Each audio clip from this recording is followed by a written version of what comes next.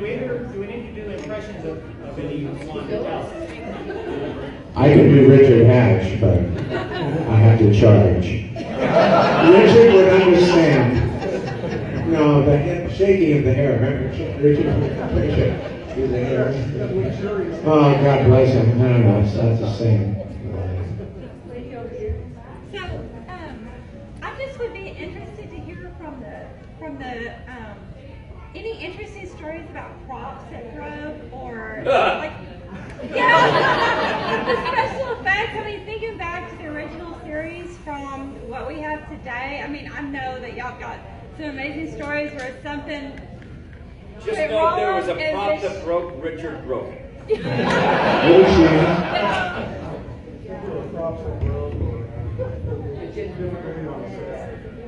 I don't remember us having props. What's a prop? Oh, When the show ended, did anybody take a prop with them? I didn't know it ended. Oh, that's true. Otherwise we would have. Guys, we didn't have a final season the way it That's was. true. Right. Like the way you went for the dog back, that's true.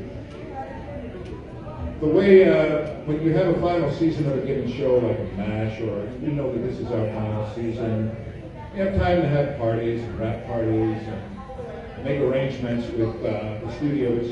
Because keep in mind, whenever there's a prop or a wardrobe piece that you may wear it every day, it belongs to the studio. It's not mine to walk away with. All right?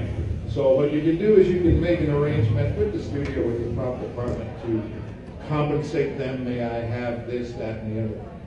But in our case, when we wrapped that first season, we thought we were coming back for the second season. So as Dirk was saying, we left everything. We made no arrangements with props and wardrobe to acquire any of the wardrobe or props that we had used, thinking that we'd be coming back. Well, when we were canceled, Universal then took a lot of our wardrobe and props and the props were recycled. The sets were recycled. You may see a lot of our stuff in Buck Rogers, for example. You look at the bulkheads and all that, they've been repainted. Look close enough and you'll see that they came from Battlestar Galactica. The wardrobe, our outfits, all went into the costume department. They rented them out. And they rented them, and they would rent them out to people who were taking them for a Halloween party or a costume party here and there. You leave a deposit. Now there are people who wanted a complete original colonial warrior outfit worn by one of us who say, well, I make the deposit, I just don't return it. Right. I've gotten a good deal.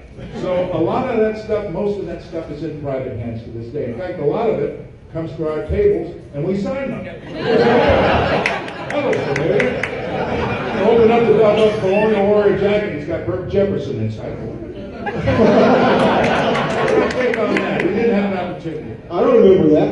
Lorette, do you want to tell on yourself? We had mentioned it. I only mentioned that I had taken some of the cubits off the gambling table because I thought they were so cool, and I still have them in my jewelry box. You got a couple of them? There you go. Those were like too tempting because they were there. There's a lot of them, so you'd always think, oh, they won't miss a few. But I think the only thing I know that I think Jane Seymour ended up with her, either the wedding dress. There was a shimmery, beautiful dress. Was that the wedding dress? It was kind of pinky.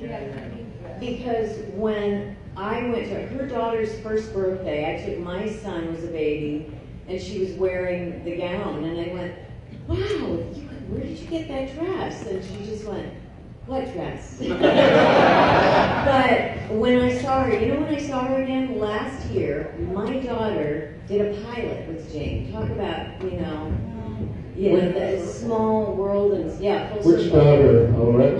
Molly. Okay. Yeah. We both have daughters named Rebecca, guys. Oh, yeah, Rebecca. Yeah. But Molly is doing a series, Last Man Standing, with Tim Allen. But she did a pilot with Jane, and when I saw her, the first thing she said when I saw her, she goes, the dress. It was stolen from me. I don't know how it got into my hands. It was always on her mind. But, I think all of us, at different times, we weren't there long enough. I mean, it was a year and a half by the time we started pilot to the end. I mean, long time, and yet, all of us being here 40-something years later, pretty amazing, right? For that period. That, ladies and gentlemen, has everything to do with you and your painful loyalty to our show. Without you guys tuning in and keeping the spirit of Battlestar alive for the show for 40 years, there'd be no need for this panel. Right, I'm really worried about it. I'm worried about that. Come on. You got something better to do. Wasn't there anything else on? Come on, we can always.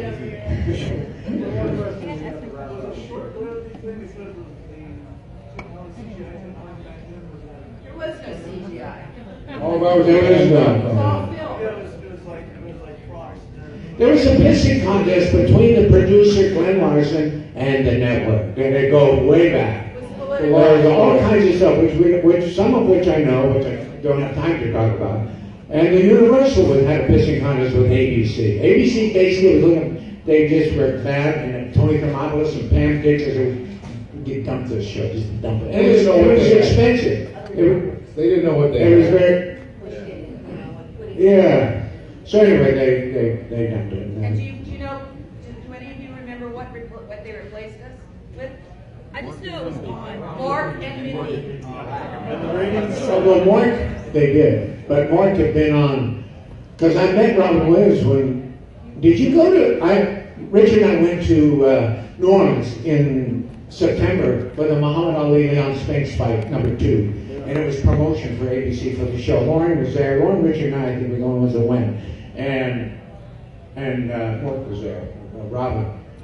That's the president. And they were premiering too at the same time. They were on a Tuesday night or something. And after they got rid of us, they put Mark in there. He was weird. I got some Robin stories. We became friends, but I mean, he was so quiet. He was so quiet. When I would introduce him to girls because he was so painfully shy. I mean, literally, it was weird. And then when we went to go out to public, to go to the actual fight, and we're going to be on camera, he came out dressed as Mark, which I knew nothing of. Nobody did. It hadn't been in the area. Well, he'd done the character, but I didn't know. And he was dressed like a clown. And it was so weird, because for two nights before, I'm in the bars and the thing with him and my brothers, and I'd say, no, come on. So I would say, let's go over and talk to him. And he just couldn't function. And then we got the show, and he put the camera on him, and he never shut up. And it was so funny. And it was like Jekyll and Hyde. It freaked me out. We're going to have to wrap up here, so our guests can go on and be about other things. What else have we got to do? By the way, guys, we'll be at our tables here after this, so please come down. Raw, we weren't called on. You can come by the table and get your questions answered. Absolutely. So, go ahead, man. Do you have a question? One of the actors that are no longer with us was one guy I liked. He was the guy Tony Schwartz who played Jolly. Yeah. Oh yeah. I kind of like, he didn't have a whole lot of part, but I kind of liked him, but he seemed nobody knows. We all remember him though. It's interesting. And Maren Jensen that played the Nina, she doesn't participate. Tony was, he was sweet. He was a sweet, kind, warm, fun-loving guy. I remember that about him. And I honestly, I feel bad that I don't know if any of us know what happened. He ended up living in Bakersfield. I do know that. Oh, well, hell, that's where she Moving to Montana. Tony Schwartz? Yeah. Tony's ended up passing away about 18 months ago. Told it was complications from open heart surgery. For any other information, you can go in and check his Wikipedia and get more details. I'd also like to pay my respects to, we lost our Dr. Wilker about a year and a half ago as well. So they've all left legacies, and they'll never be forgotten. I don't want to go through the whole list in memoriam of the people that we've lost, both of our scientists, Dr. Salek, Dr. Wilker, two of our Borrellian Nomen, Lance Legault, that you worked with in 18th Dirt. Yeah. So, Mary Jensen is just fine. I just thought I would give y'all some good news. You talked to her? Did she email? Did she write? Did you say Mary is fine? Mary Jensen is just fine. You gotta be joking. No, she's fine. Aren't you happy that she's doing fine? This is the first news I'm hearing about Mary Jensen in 40 years. We have a mutual acquaintance, a couple of them, as a matter of fact. Don Henley, he's a guy who has a band. And Timothy Schmidt, who's the bass player for the Eagles, his son and my son went through high school together. And so when Timothy and Henley were working a lot, doing a lot of projects together, Mary and I would pass messages back and forth to each other, and I saw Don a couple times here in the airport in Dallas, and he told me how Mary's doing. She's very well. She has, I believe, a son that's about 20. She Had she moved to New York? Yes, she did, and she came up with some kind of face cream or something, some sort of a beauty product, and sold it to like Estee Lauder or something, and made a freaking fortune. Good for her. So that's Mary Jensen. Okay, but that still doesn't tell us why did she leave the show? Because this was for me at the time. It wasn't. It was a big mystery. I don't think anybody knew the answer. It wasn't her choice. Oh, you don't want to tell us? As far as I know, they just said she, yeah. Really? And I thought she was gorgeous. I thought so too. You know, there you Dirk's go. fault. Where's Dirk? Did you have anything to do with that? I did what I could. That seems to be Maybe that's the problem. I'd like to say to all of you that I'm a big science fiction fan, and there are often comparisons to what you guys did to Star Trek and Star Wars, but what you guys did was unique, and it was incredible. And I'd like to thank you all for that. I'd like to direct my question to Mr. Carter and Mr. Jefferson. As a young black man, you guys were inspiring. And I would like to hear from each one of you how you went at that role and what it meant to you. Whoa.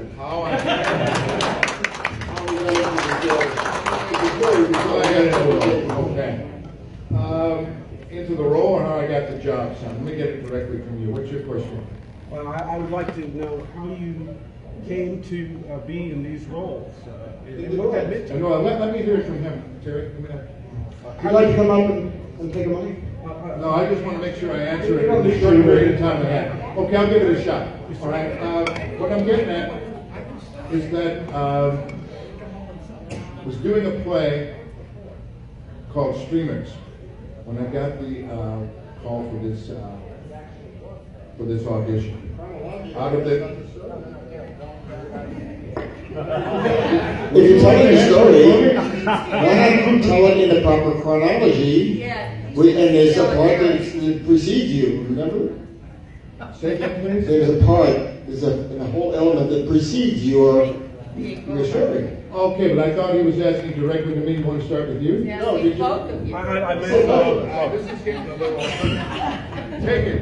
Is this a reunion or what? You need an MC. I'd like to hear from both of you. Let's start with We Terry. have a budget for Terry that, sir. Herb, I don't want to offend you, but he did ask for both. He asked the story about both of us. Am I correct about that? Yes, sir. Yes, sir. So all I'm saying is that you can start first. That's what I thought. Yeah. I retract my question.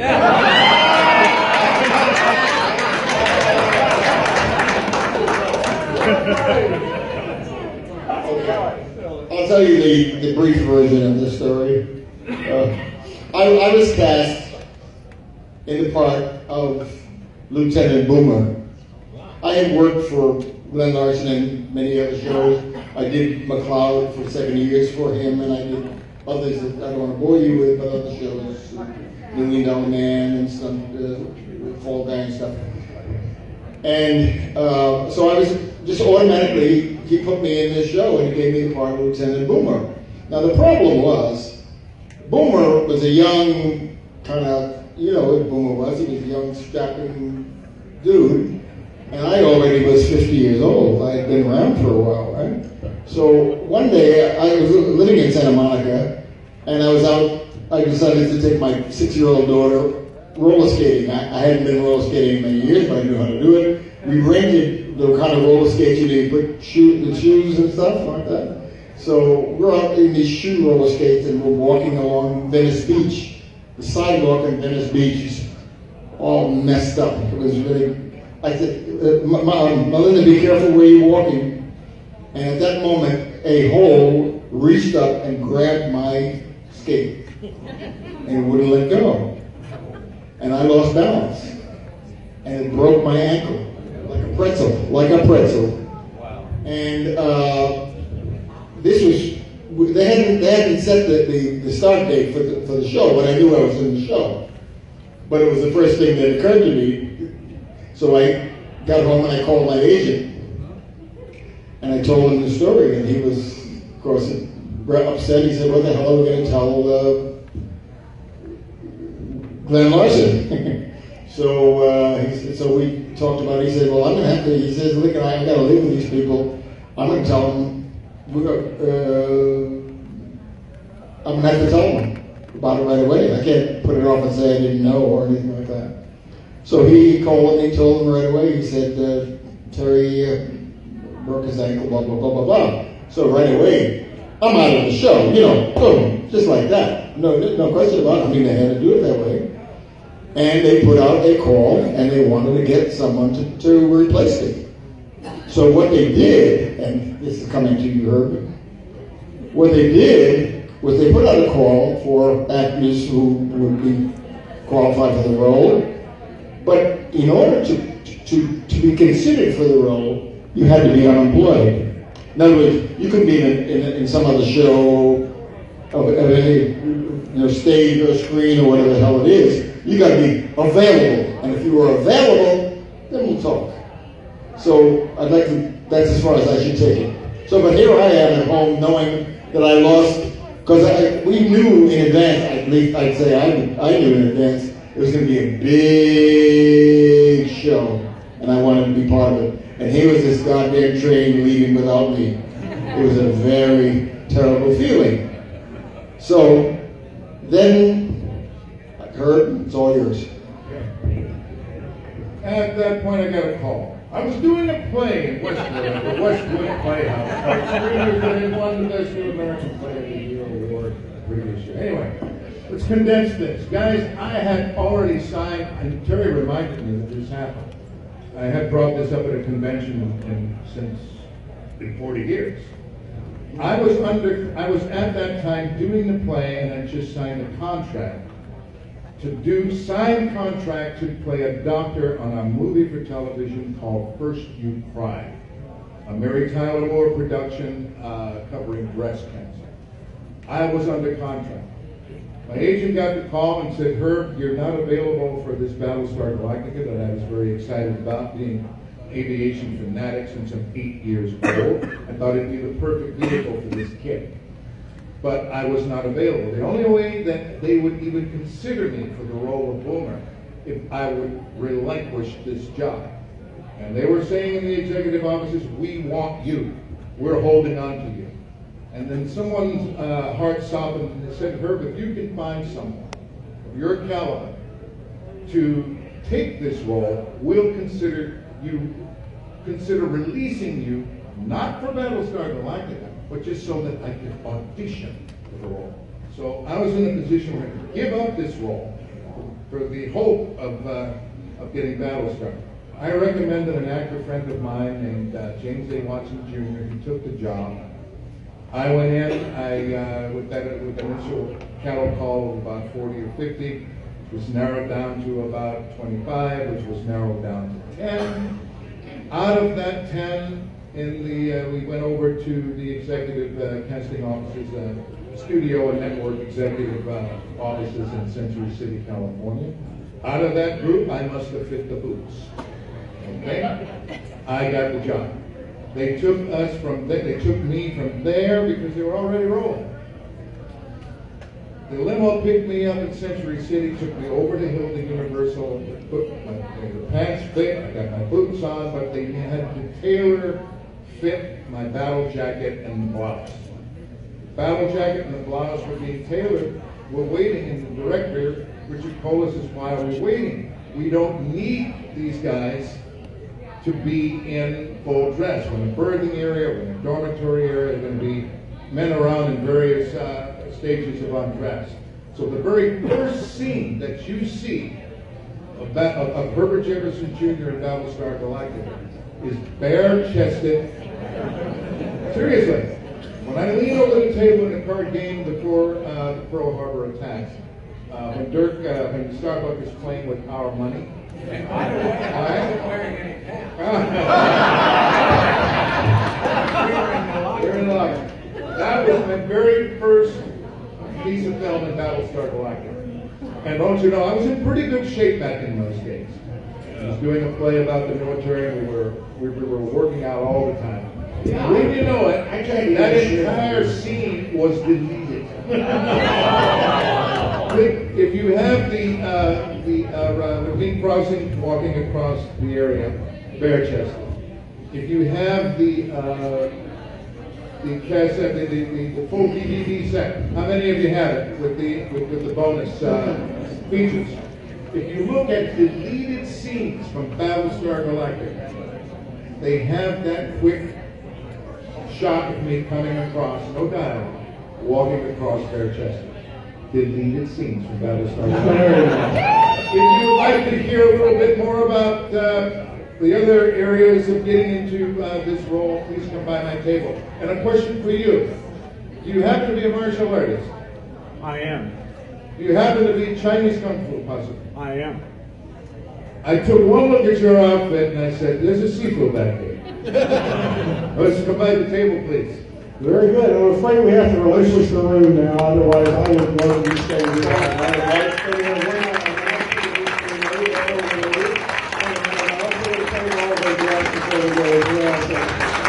Okay, just real quick, but very important. We all love and appreciate these guys. Please show your appreciation. Go downstairs, right by the registration pass. The restrooms in that corner ballroom. Please go down, see these fine people, get an autograph, talk to them one-on-one, get your picture. They're amazing people. Go show your support, please, all. Actually, thank you very much. Thank